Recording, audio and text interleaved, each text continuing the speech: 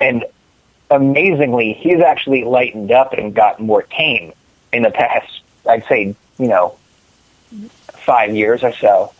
But it still doesn't excuse the behavior, and we find with as much as we always have a really good show playing this show. They're booking too many bands. It's not a common interest thing anymore, and we shouldn't be subjected to this guy. We're actually better than that. I mean, I hope anybody who's listened to the show and for the first time has heard our stuff realizes that we take our craft very seriously. We spend a lot of time writing these songs, and we spend even longer sometimes recording them.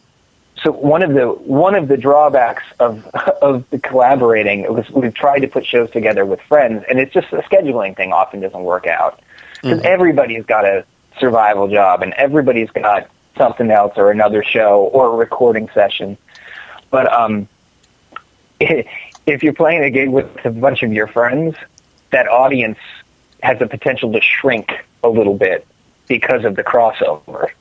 You know, the following. So if it's three people that all know each other and they all work in the same place or they live in the same neighborhood or whatever, you could end up playing to a lot fewer people, but still playing to your base. It's just that it's kind of all three of your bases put together. True. Before I got into my own solo stuff, I used to work with my first band was actually a really heavy death metal band. They were a Slayer cover band when I first joined, and then moved on from there and did original stuff. And the area we were in was in Pennsylvania, northwest Pennsylvania, and there's a huge metal scene there, but a lot of it is the same kind of metal. So you got loads and loads of bands that come out all the time, and they all sound not exactly the same, but really similar, so they all have the same fans. So if you put together their show, you'd see the same fans every time. You feel good. Oh, yeah, I've got these repeat fans, but you would never see new faces, ever. It would just be the same people, which is good. But you're bring some more people. Tell different people. Tell others. Bring more. But it would just be the same size crowd every show. Or less, because they figure, oh, yeah, I saw them last week with this other band. I can see them next week with this other band. Yeah. Sorry, yes? I was going to say, I used to work with this one band. It was my very first band I ever worked with. It was about 4 years ago, and I would work every now and then, and he will only promote his shows 4 days before he had a gig. 4 days. Yep. Right. And it's just and I'm designing the poster, and I'm trying to help promote it, and I'm trying to get the feedback from all of this stuff. And I'm just it's my low priority. Oh, really? I had to walk away from that band because he didn't really care that I'm doing all this work and he wasn't doing anything. So I kind of let that go. So it's kind of weird. No, it's really frustrating. Yeah. It's that transfers into any business. I think that's something a lot of people who haven't done the stuff that the three of us have done doesn't understand that there's even more of there's such a separation of the business side that it's almost even heightened, because that's not your business as usual. Your business is your product. Mm-hmm. It should be your product. Doing this other thing then makes it so much more important. So you're thinking, okay, I've got to design the thing, and I've got to get it, I got to get it to printers, and then I've got to do an email blast, and then I've got to update the website, and I do all of this stuff. And you also have to remember, I have to bring the extra pedal to the gig next week. I have to check the back line again to make sure that I don't have to bring my full rig. All of these things. It's not just a full-time job. It's 1.5. It's 2 extra jobs. And you work in your day job. It's great. Now you have 3 jobs. Mm-hmm. Yeah. So hopefully your day job isn't something that makes you tear your hair out, because the rest of your life probably also will.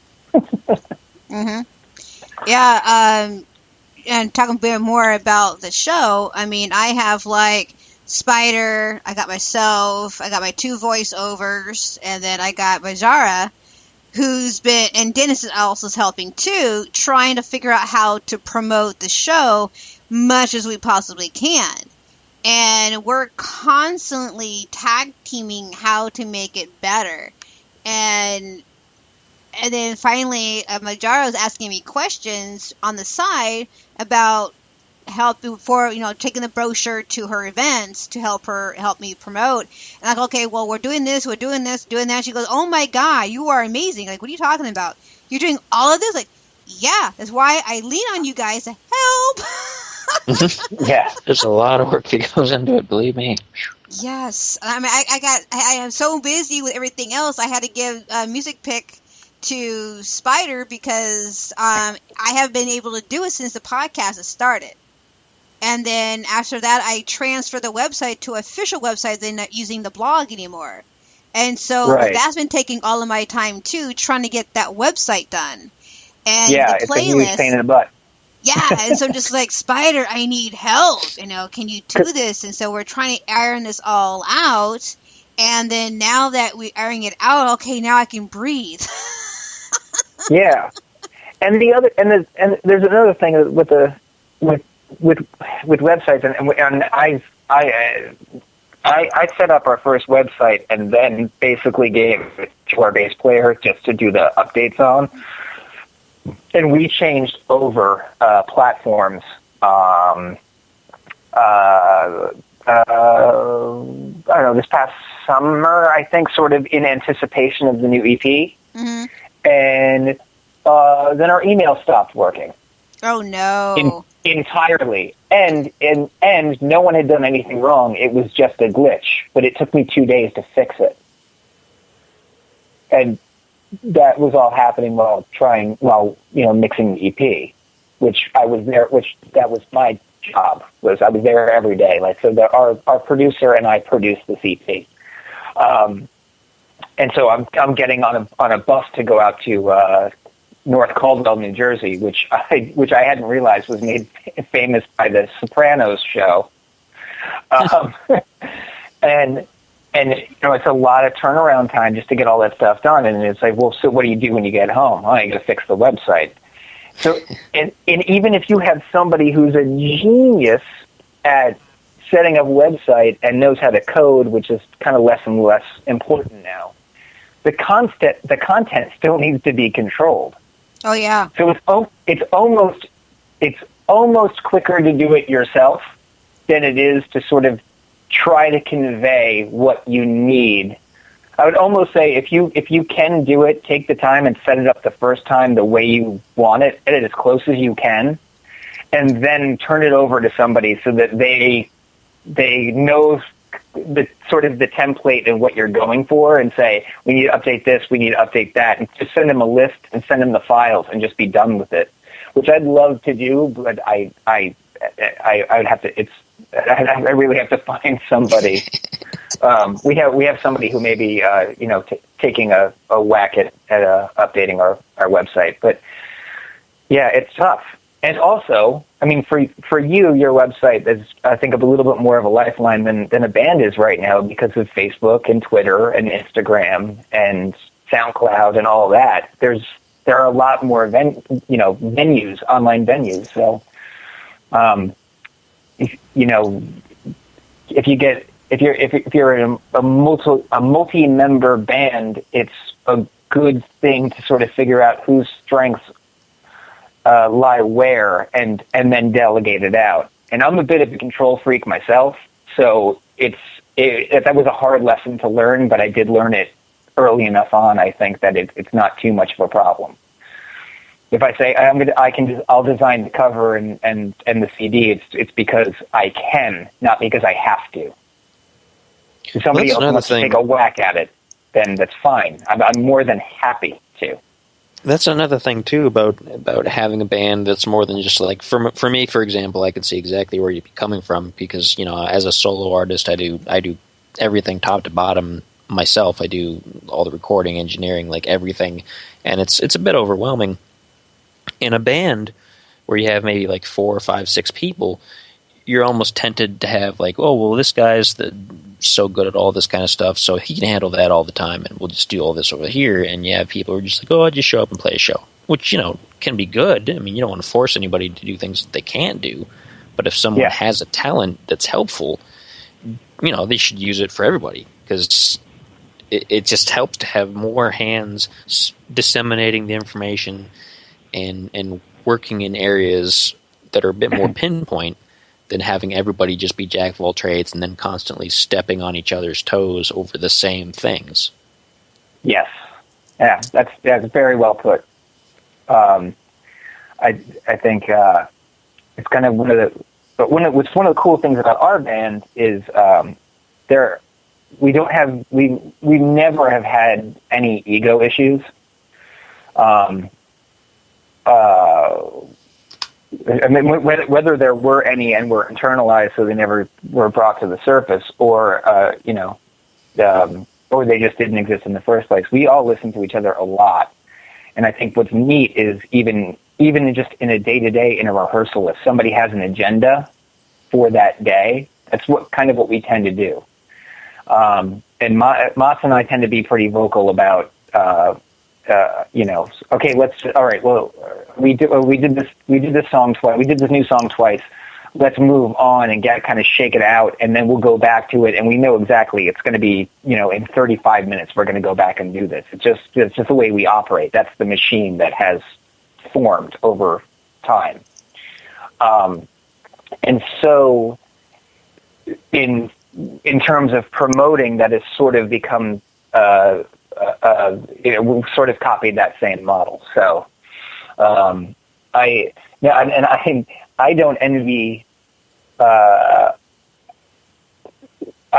most people who, in your situation, who are doing it everything from beginning to end, because one of the reasons we went to this guy, Glenn Taylor, it's TaylorMade Studios in Jersey. So there's your plug, Uncle Glenn. Thank you. Thank you, Glenn. Very much. Thank you, Glenn. He's amazing. And when we weren't in that studio, Tommy James was in that studio. Oh wow. Yeah. So we got hooked up through Carol Ross, who's worked with everybody. She just said, meet this guy. Just go and meet this guy. And we did. And what we told him was, you can't just be our engineer. You have to be our producer. Mm-hmm. Because we can't be the only people that have a say in it. We need, you need a George Martin. You need an extra set of ears that says, I get what you're doing, and this is how we're going to make it, work for this recording. And he even, he said, do me a favor, try this. And it would be vocal stuff, it'd be guitar stuff or whatever, doubling things up just to see. And say, well, I don't know. Most of the time, absolutely correct. But some of the times, he just halfway through, he'd go, no, I was totally wrong, forget it. And scrap the take. Which is pretty brilliant. And it's not a lot of people that I've met in this business that have that sort of, that fortitude and have the ability to just let it go. It's not an ego thing. It's we're making a record. So let's make that record. That's kind of the legends who are really, they know their craft and they respect the musician's end of it as well. And you get sometimes, you hear horror stories of people who, on both ends, how maybe a band went to a producer who ran roughshod over them, and they end up maybe an album later, and they're like, oh, we're not really happy with this album. It didn't come out the way we wanted, but, we were in this contract, whatever. But then you have it on the other side, where you have the producer who's gets these real prima donna kind of oh, yeah, it needs to sound exactly like this, this. And these are people that know what they sound like on stage, but not what they sound like in a studio, and there's no convincing them. There's nothing that'll tell them, you might be a little bit too loud here, or this might help you a little bit, or something like that. And yeah, it's kind of the few people who can bridge those gaps and really accommodate both aspects of that really are just legendary type people, and they're harder